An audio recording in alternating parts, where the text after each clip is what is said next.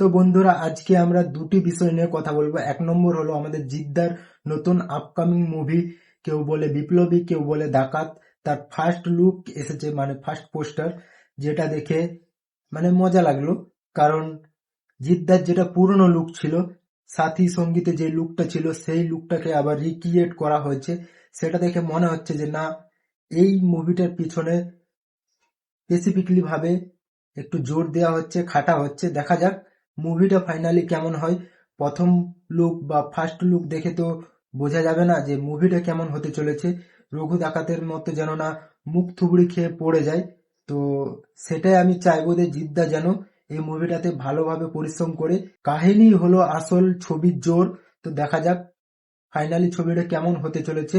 দ্বিতীয় নম্বরে আমি যে বিষয়টা নিয়ে কথা বলতে চলেছি সেটা হলো আশিস চাঞ্চলানির নতুন একটি ওয়েব সিরিজ আসতে চলেছে, যেটি একটি মুভি ছিল, তারপর সেটাকে কেটে ওয়েব সিরিজ হিসাবে আপলোড করা হবে। কারণটা হলো যে ছবিটা অনেক বড় হয়ে গিয়েছিল। তো দেখা যাক সেটা কেমন হয়। তার ট্রেলার কালকে চলে এসেছে, আমি ট্রেলারটা দেখলাম। ট্রেলারটা দেখে যতদূর মনে হলো এই ট্রেলারটার মধ্যে খেটেছে। এবার পুরো সিরিজটা দেখা যাক কেমন হয়। তার মধ্যে কিছু কিছু মিস্টেক আছে, যেমন ধরো আশিস চাঞ্চলানির সিরিয়াস সিনে অ্যাক্টিংটা একটু ভুল হচ্ছে।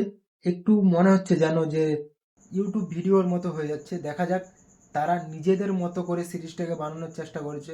হয়তো আমাদের ট্রেলার দেখে এরমই মনে হতে পারে যে না, অ্যাক্টিং ঠিক হচ্ছে না, ভুল হচ্ছে। পুরোপুরি সিরিজটা না এলে আমরা বলতে পারবো না। তবে ট্রেলার দেখে যেটুকু মনে হলো যে তারা খেটেছে ভাই। একটা নতুন জায়গায় গিয়ে সেখানে গিয়ে শ্যুট করে একটা নতুন স্টোরিকে বানানো, এটা আমাদের বাংলাও করতে পারছে না।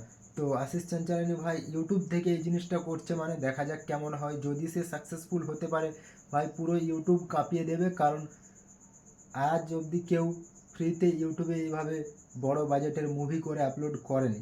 তো দেখা যাক কেমন হয়। আজকের মতো ভিডিও এইটুকুই, বাই।